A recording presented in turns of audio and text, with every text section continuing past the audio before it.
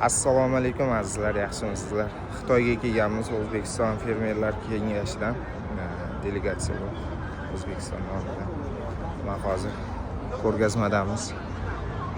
Xudo xohlasa, qo'ldan kelgancha sizlarga bizga kerakli bo'lgan agregatlar bilan tanishtirib borishga harakat qilaman. Xo'p, biz tanishtiradigan bo'lsam, bu mayda urug'lar ekadigan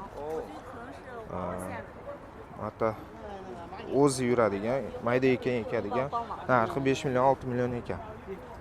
Xo'p, bu yoqda frezasi bor, orqasida nima deydi? Bunaqa ukladkasi bor ekan. Bu 15 million 500. Bu mayda ekan ekadigan, mayda urug' ekadigan selka, yana faqat bu traktorga ilinadigan, traktor ko'taradigan variant. Bu 6 million, 6,5 million ekan. Xitoydagi narxi. Hozircha shular.